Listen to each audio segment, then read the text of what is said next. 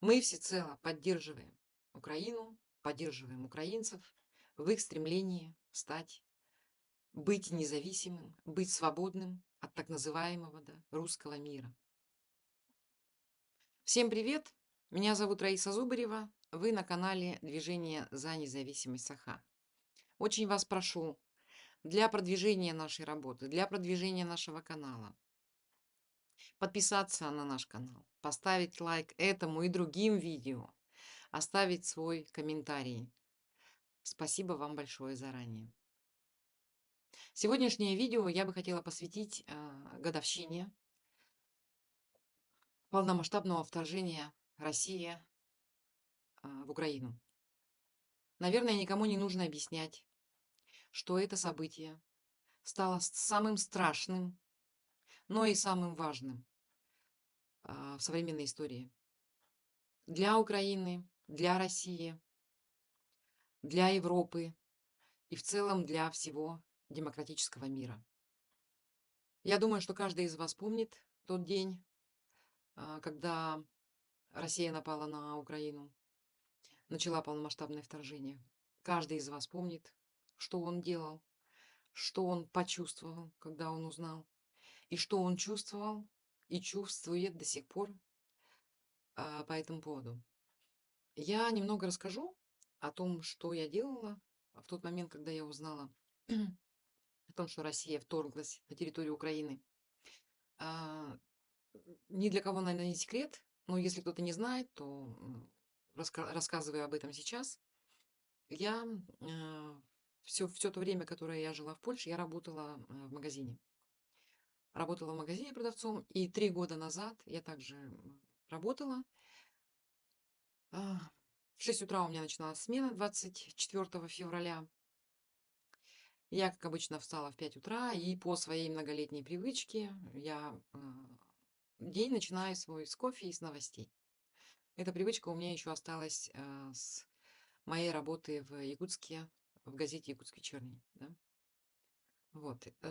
Ну, я сделала себе кофе, открыла новости, и, в общем, наверное, про кофе я в тот день вообще забыла.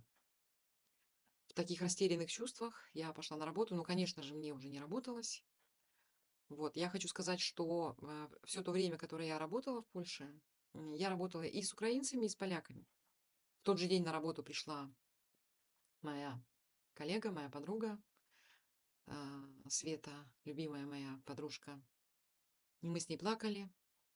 Потом приехала хозяйка магазина, полька, и мы с ней тоже плакали. И, в общем-то, потом мы плакали еще очень долго. Очень долго. А, Я не знаю, невозможно, наверное, было а, быть спокойным, наблюдать все это без эмоций, то, что происходило в феврале. Но я тогда вот прямо буквально в первые дни поняла, что наша жизнь изменилась, моя личная жизнь изменилась на до и после. Я для себя приняла решение, что я уже не буду прежней, я уже не буду молчать. В первые дни вы можете следить у меня по Фейсбуку. Я писала о том, что открыто заявила, что это война, открыто, значит, призвала Россию остановиться. Я писала, почитайте, остановите Путина, остановите войну, нелюди, военные преступники. И немного позже я открыто заявила о том, что Республика Саха должна обрести независимость. Республика Саха не должна ассоциироваться, ну, это я вот через себя все пропустила, да, я не должна ассоциироваться с Российской Федерацией. Никаких связей, да, не должно быть между мной, а потом уже и я стала говорить о Республике Саха, поскольку я считаю себя гражданкой Республики Саха. Я не гражданка Российской Федерации. Ну вот, и поэтому я стала говорить о том, что мы должны отделиться. Вот, все эти 3 года показали, что я не изменила своим принципам, какие бы перипетии ни происходили в моей жизни, что бы ни случилось со мной, не случалось, я не оставляю эту идею. И я думаю, что эта идея, я уверена в этом, доживет со мной до ее воплощения. До того момента, когда Россия проиграет войну и когда она распадется. Я в эту свою идею верю свято, и никто и ничто не сможет это мое желание, эту мою мечту, это мою цель, да, поколебать. Давайте сегодня подведем небольшие итоги. Что же у нас произошло за эти 3 года? Я немножко скажу про влияние войны на Украину, немного скажу, ну, может быть, чуть побольше скажу про влияние войны на Россию. Я не экономист, я не социолог, я не политолог. Я буду высказывать только свою субъективную точку зрения, да. Я нахожусь в информационном поле Украины, России и в особенности Республики Саха, по большей части, кстати, да, и свое субъективное видение, да, о том, как война повлияла на нас, я могу сейчас уже сказать. Когда началось вторжение полномасштабное, все мы видели миллионы, миллионы беженцев. А, ну, по разным данным, из Украины с территории Украины выехало около 10 миллионов человек. И если раньше жителей Украины было 41 миллион, то сейчас осталось 31 миллион.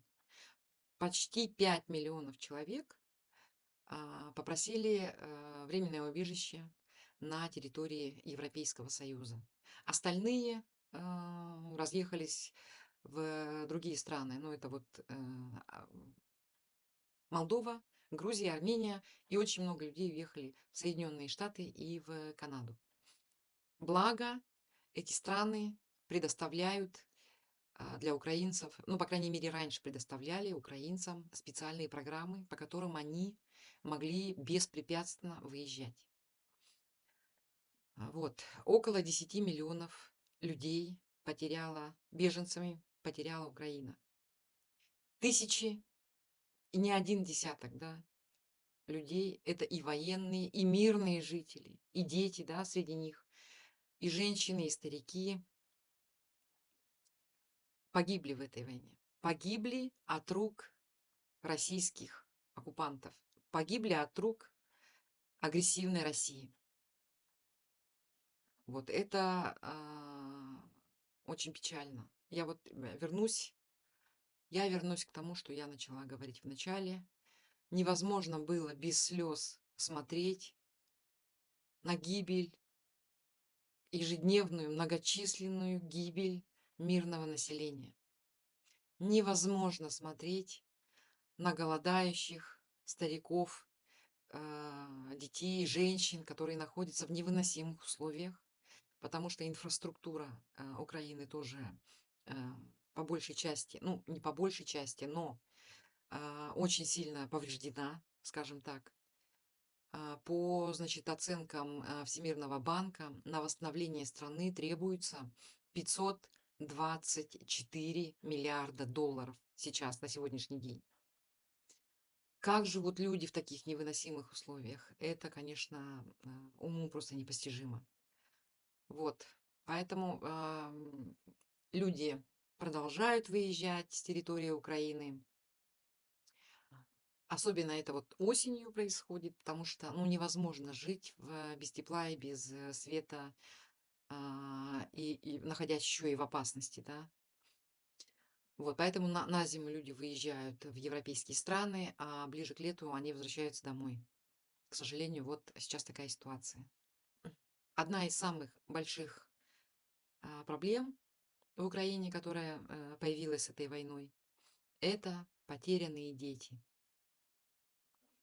Российская Федерация совершает геноцид в отношении украинского общества, еще и вывозя с оккупированных территорий детей на территорию России, отдавая их ну, в приемные семьи, меняя им фамилии, насильственно их русифицируя.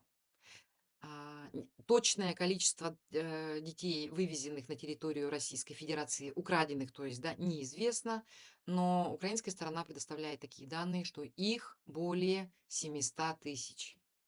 Представьте себе масштабы. И я больше чем уверена, что такие украденные дети в том числе находятся на территории Республики Саха, во всяких интернатах, во всяких детских домах, потому что Российская Федерация тщательным образом прячет этих детей. Мало того, что она не дает никаких данных, сколько детей вывезено, да, и вообще, как они себя чувствуют, и где они находятся, в каких условиях они живут, какие они имеют теперь фамилии. Российская Федерация, сторона российская, не дает вообще никаких данных. То, что есть у украинской стороны, это, скорее всего, данные косвенные. Те данные, которые они смогли по крупицам собрать с оккупированных территорий. К сожалению, это так. Да, Российская Федерация всегда будет, так и было, она всегда, значит, предоставляет недостоверные данные или их вообще не предоставляет. Вот.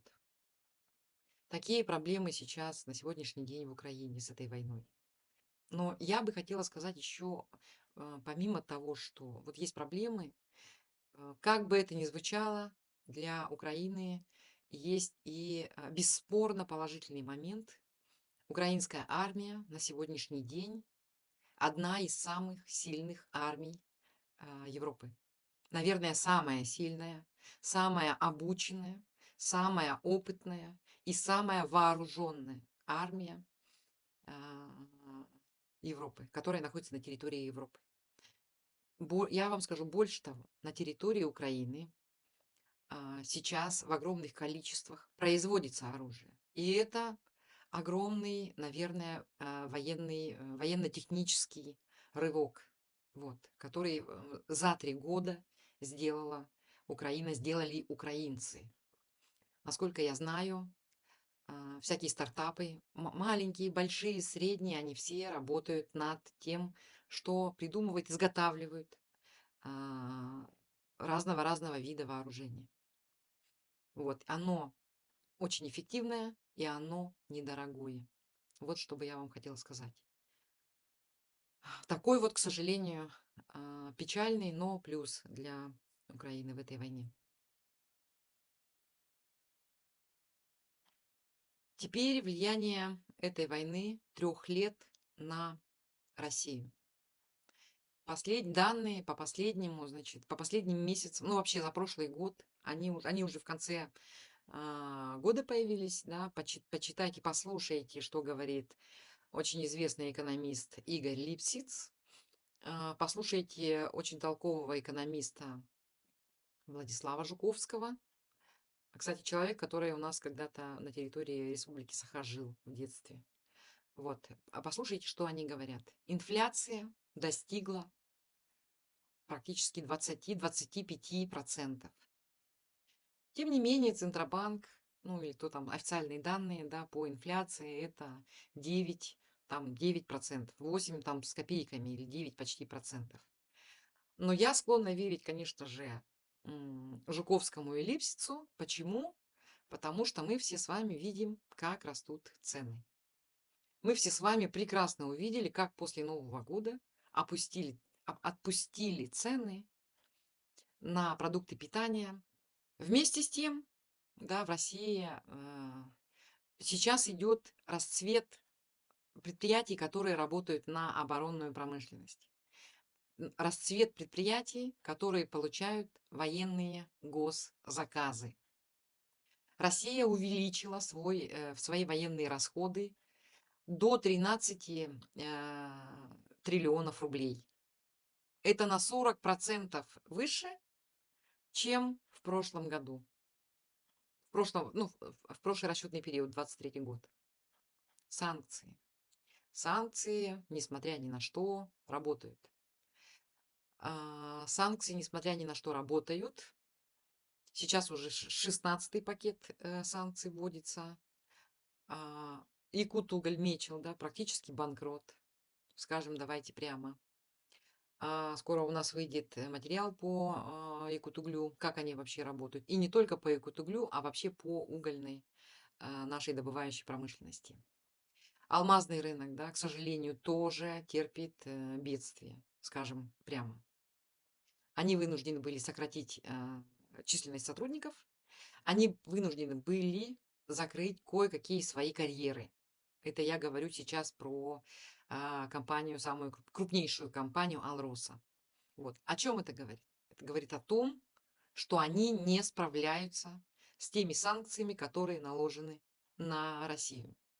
Очень много денег Российская Федерация вливает в войну, очень много денег получают те, кто воюет. И, скорее всего, вот этот вот сектор, это вот наши новые русские, да? Новые русские без ног, без рук, без глаз. К сожалению, да, я, конечно, улыбаюсь, но факт этот, конечно, печальный. Иммиграция. Огромное количество людей выехало из Российской Федерации. Когда только началась война, это был 22 год, февраль, в тот год, и плюс к тому же была объявлена мобилизация, которая до сих пор не закончилась, да, опять вам напоминаю, в который раз мобилизация идет. Все те, кто еще не уехал, уезжайте, все те, кто еще не спрятался, прячьтесь, потому что достанут, скорее всего, всех. Если в этом году войну не закончат, что тоже вероятно, может быть, да, в этом году война закончится, Трамп все-таки додавит. Но иммиграция. По разным данным, значит, официально покинули Россию 622 тысячи человек. Неофициально уехало до 1,5 миллиона в первый год. Кто-то раньше, я слышала, приводил данные, что Россию покинули, это, по-моему, был 23-й год, уже 5 миллионов, да, человек. Я вполне в это верю, в эти цифры. 5 миллионов, 10 миллионов, да, я вполне могу предположить, что именно такие цифры до 10 миллионов, наверное, тоже покинули Российскую Федерацию. В основном ехали в Европу, было меньше людей ехало, ну, в основном это Германия, да, Польша сейчас вообще закрыла все границы для россиян, кроме тех, у кого очень-очень-очень веские причины, да, попасть сюда к нам, в Польшу. Вот, принимала очень много. Германия принимала Франция, насколько мы знаем. А, Англии я не знаю, Нидерланды принимали. Вот. Испания принимала, если говорить о Европейском Союзе.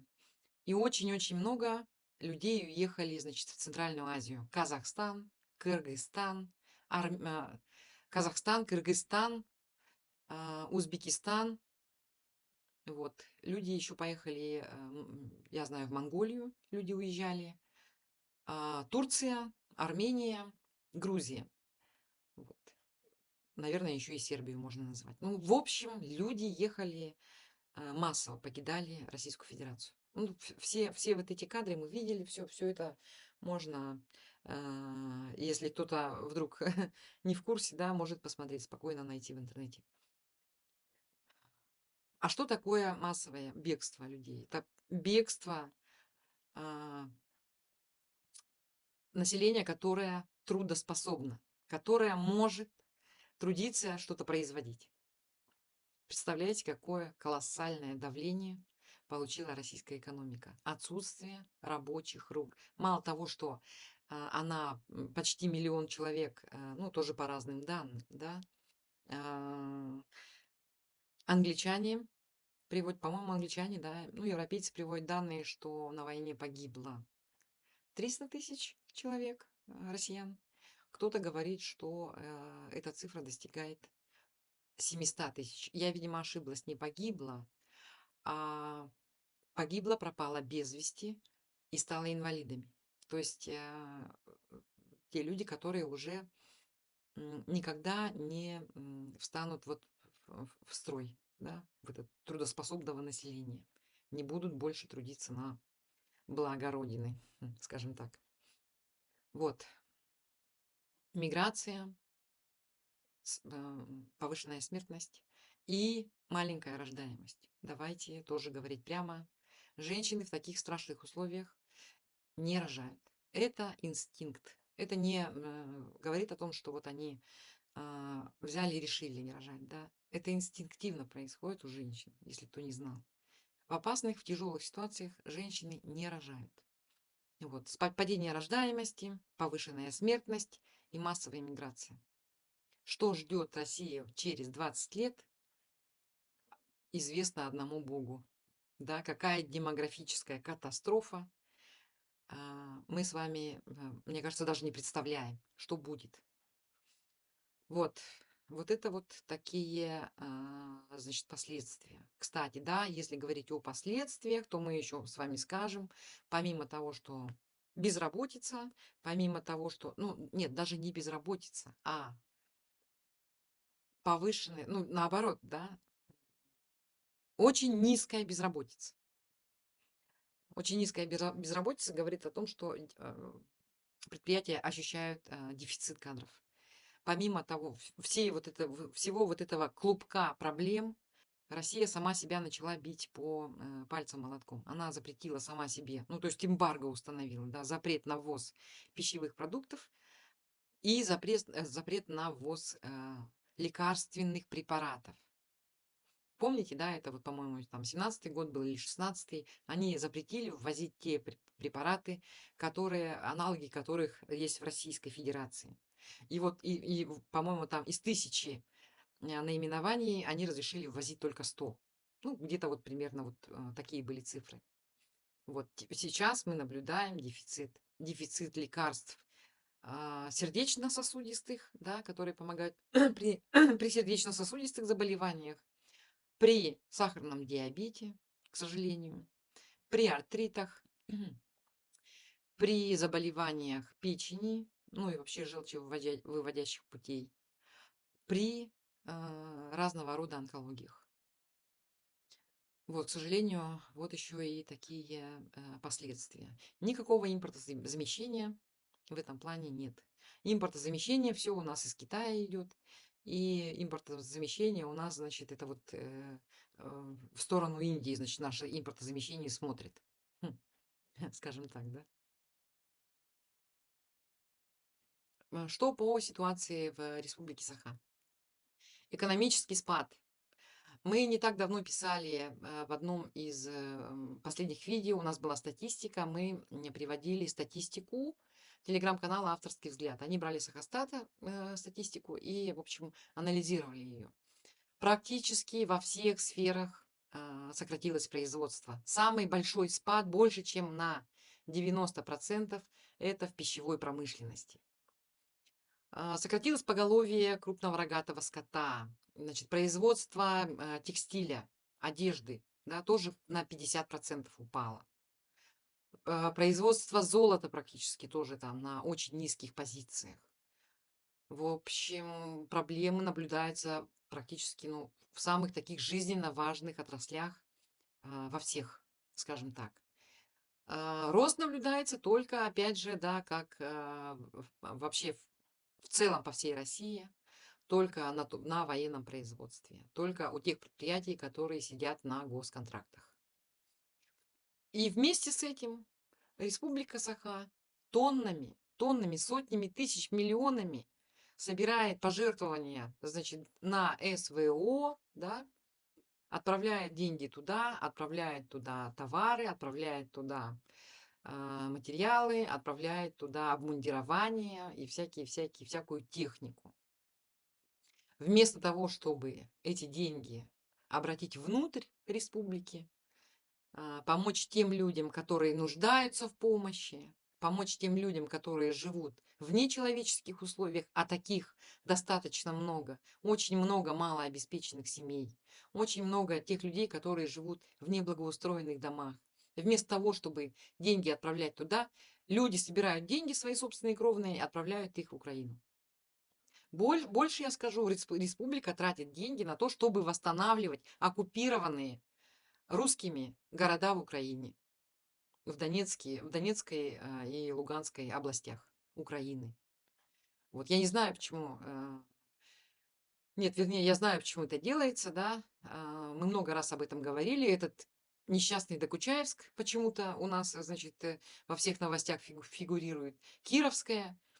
Вместо того, чтобы помогать нашим, да, недавно была публикация тоже, как живут наши школы в отдаленных улусах, в отдаленных наслегах, в каком состоянии находятся больницы в отдаленных улусах и наслегах. Возмутительно, как живет наша Арктика. Наши финансовые потери, да. Убытки предприятий выросли втрое. Сейчас, значит, убытков насчитывается 74,5 миллиарда рублей предприятий. В туризме убыточными стали 50% гостиниц. В обрабатывающей промышленности 48, больше чем 48% предприятий вышли в этом году с убытками. В энергетике 39%, в транспорте 34% предприятий считаются убыточными. Суммарная задолженность предприятий выросла больше, чем на 32%, а просроченные платежи по кредитам выросли в 2,5 раза. Вот вам состояние, значит, нашей якутской экономики. Теперь о зарплатах. Рост зарплат не успевает вообще за инфляцией. В России рост зарплат 8%, да, за год, за прошлый год был. А в Республике Саха всего лишь 6%. Теперь значит, теперь о потерях населения. Официальная статистика завышает численность населения республики. Сейчас по официальной статистике нас уже перевалило за миллион, и по последним данным там нас миллион 100 000, что ли, нет, 1 010 000, ну, в общем, нас стало больше, чем миллион. Но это, конечно же, неправда. Давайте считать, да. Минимум 14 тысяч якутян отправлено на войну. Минимум 14 тысяч. Но это я исхожу из того, что вот после этого всем известного выступления Балабакиной, да, когда она заставляла по 500 человек в месяц собирать с каждого улуса. Считайте, с того момента, с момента, как объявили мобилизацию частичную, и которую еще значит, не закончили, да, приказа не было о прекращении.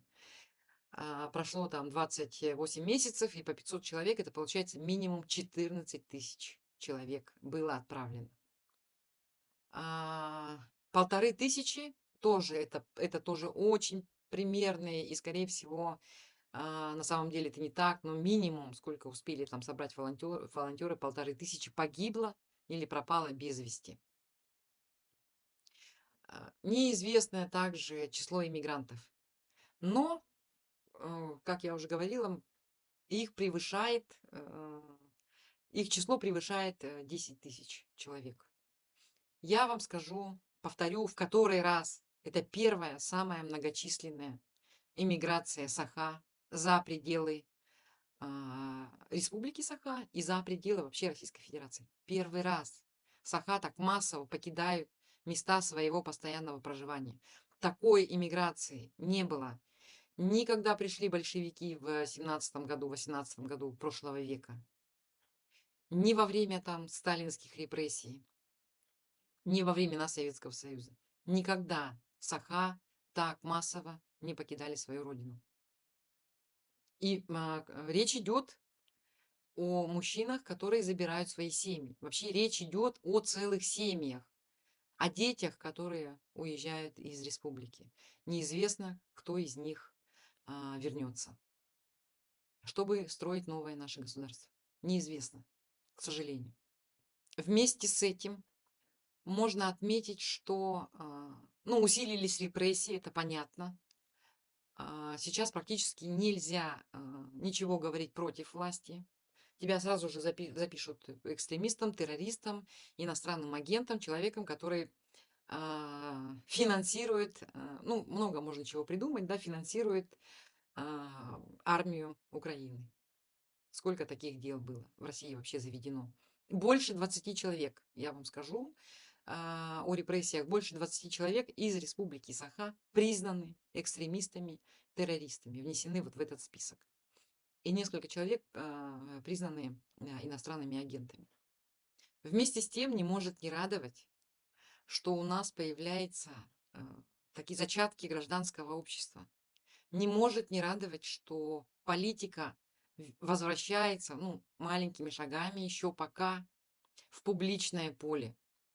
Последние события, мы можем судить об этом по последним событиям. Это, значит, переименование части площади и, значит, спор публичный Зюганова с Айсеном Николаевым. И это, значит, выборы или отмена, попытка отменить прямые выборы мэра Якутска. Это тоже все обсуждение вылилось, значит, в публичное пространство. Люди очень возмущены действиями властей, скажем так. И последнее, вот то, что мы смотрели, да, это спор по переезду детской школы искусств с площади Ленина вот в эту недостроенную Бригантину и в это общежитие на Петра Алексеева. Не может не радовать на самом деле, что вот такие вопросы выливаются в публичное поле, в публичное пространство, и мы видим, как власть реагирует. Мы видим, еще неизвестно, что будет с площадью, но общественность додавила, значит, этих депутатов, да, додавила власть республиканскую до того, что они отменяют, они отменяют отмену прямых выборов мэра. То есть выборы, по всей видимости, останутся у народа. Люди будут выбирать мэра Якутска. Это не может не радовать. И на самом деле это большая работа СМИ, тех, которые есть в республике, несмотря на то, что практически все они подконтрольные, да, Айсену Николаеву. Вот. Но все-таки, видимо, еще не все потеряно в этом плане. Вот. И не может не радовать то, что власть пошла на попятную с переездом детской школы искусств. На самом деле возмущение общественности может оказывать свою роль. Может оказывать свою роль. Кстати, да, скажу еще по отмене прямых выборов мэра. Если бы они захотели, да, они бы свой вот этот дурацкий законопроект об отмене, они бы провели. Городская дума приняла практически единогласно, да, и провела, их бы так же спокойно провела, как я уже говорила в прошлых своих видео, так же спокойно этот законопроект прошел бы в Илтумене. Пусть Виктор Федоров говорит все, что угодно, да, пусть он говорит, что это вот, значит, накладка произошла, смысла, оказывается, не было, да, всем этим телодвижением депутатов городской думы, потому что там вот скоро подоспеет, значит, закон от Государственной Думы Российской Федерации. В общем, не было никакого смысла. С повинной головой, значит, говорит нам Виктор Федоров. Вот. Но на самом деле, если бы они хотели, они бы это приняли. Во всей стране приняли. Понимаете? Вся страна уже не выбирает мэра. Осталось 4 города. И мы в том числе, Якутск в том числе. Поэтому я все-таки считаю, что это было давление. Результат вообще всех этих действий, что вот и «Честная Якутия» писала, я телеграм-канал читаю все время, «Честная Якутия», Якутия.Инфо писали, значит, да, Денис Адамов. Виталий Обедин все время писал, это вот то, что я читаю. Сахады с большим количеством подписчиков, они тоже писали, и люди там возмущаются, и пишут, и пишут. И «Авторский взгляд» писал, да, телеграм-канал. В общем, общественность все-таки продавила отмену отмены прямых выборов мэра. Что не может, еще раз говорю, не радовать. Видите, как я улыбаюсь, да, радуюсь. На самом деле это очень хорошие новости. Ну и то же самое со школой. Там большая работа была родителей, которые выходили, которые протестовали, которые высказывали свое фи этой власти, и конкретно Айсену Николаеву. Хотели сделать стрелочником, конечно, мэра бедного, да, нашего Жеку, но у них не получилось. Вот. Я полагаю, сейчас посмотрим, что будет дальше с площадью республики, которую хотят переименовать. Я на самом деле за, да. Хочу сказать, что мы полностью поддерживаем переименование части, пусть будет часть. Сегодня одна часть, завтра другая часть. С чем черт не шутит, да, как говорится. Пусть хотя бы часть, но переименуют. И не потому, что мы просто вот, нам просто интересно последить за тем, как местная власть ругается с федералами. Нет. А мы его, в общем-то, за справедливость. За справедливость. И я уже писала о том, что на самом деле это очень неприятно, когда площадь Ленина названа, когда площадь названа именем идеолога терроризма. Мы, да, уже выпускали видео о том, что у нас нет в республике ни одной улицы, ни одной площади, ни одного проспекта, названного бы нашими национальными героями. И, кстати, да, как правильно писали в комментариях к тому видео, у нас нет ни одного, значит, ни одной улицы, ни одной площади, ни одного памятника конфедералистам. Тем людям, которые боролись конкретно за независимость Республики Саха в начале прошлого века, 100 лет, ровно 100 лет назад. Вот, к большому сожалению. Это тоже нужно не забывать. Зато у нас есть Сталин, везде у нас стоит, у нас есть площади, значит, везде у нас стоят памятники Ленину, улицы, проспекты им названы, да, его именем. И Дзержинского, и, значит, и всех-всех-всех, и Дежнева, и всех, кто занимался оккупацией и колонизацией нашего народа, нашей нации. К сожалению, пока ситуация такая. Поэтому мы выступаем, мы как движение выступаем за переименование части площади Ленина в площадь Республики. И да, на самом деле нам непонятно, почему федеральный центр так вцепился, значит, в это название, в площадь Ленина. Ничего плохого в том, что им уже оставляют. Им же оставляют часть площади. Пусть она будет названа площадью Ленина. У них даже памятник не убрали. Памятник, более того, взяли и отремонтировали за счет республиканский.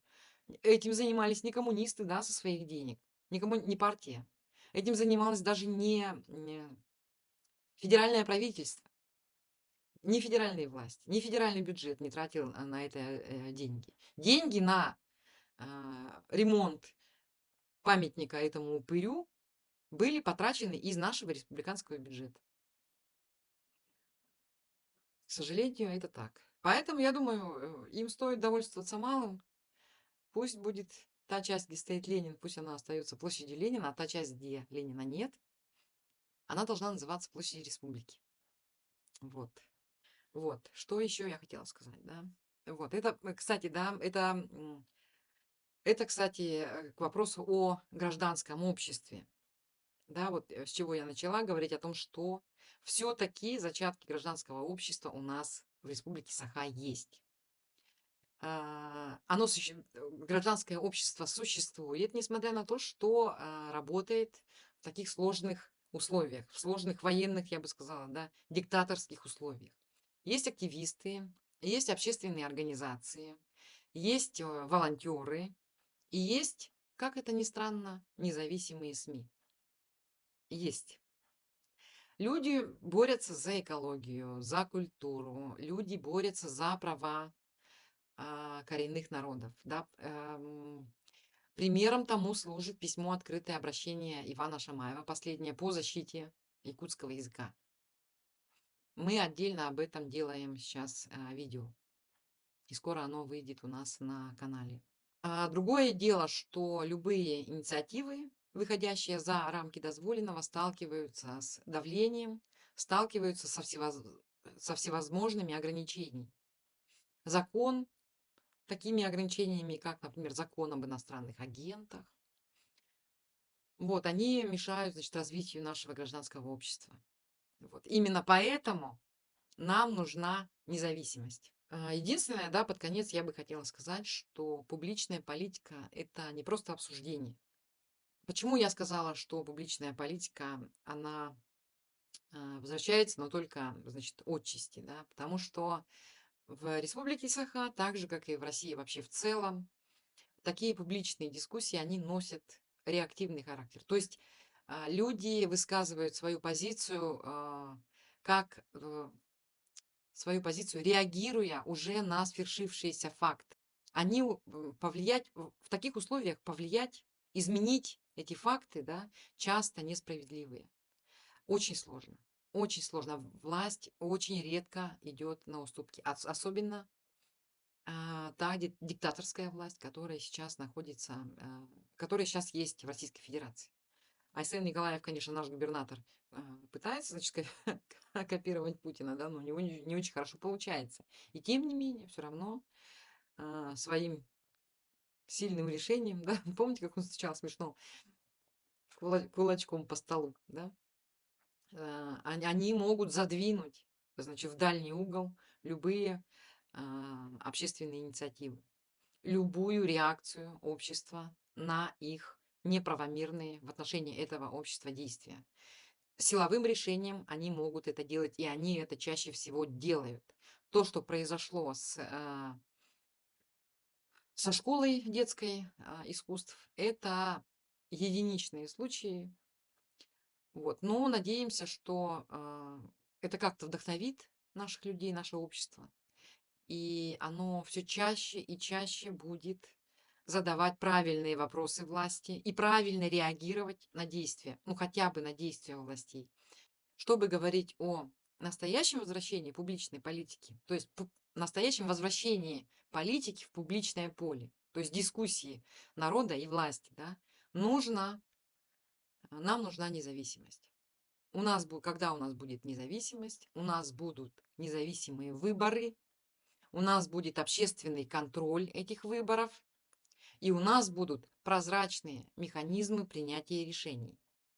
И тогда, да, у нас можно будет говорить о том, что политика является публичной, гражданское общество является созревшим, да, и вообще есть оно, да, есть у нас в Республике Саха только после этого.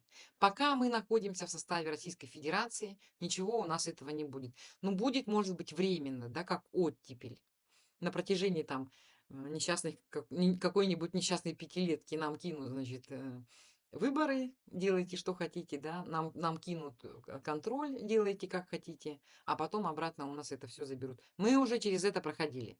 Поэтому мы сейчас говорим только о независимости. Нам нужна независимость от Российской Федерации, потому что Российской Федерации доверия нет. На этом все. Всем спасибо. До свидания.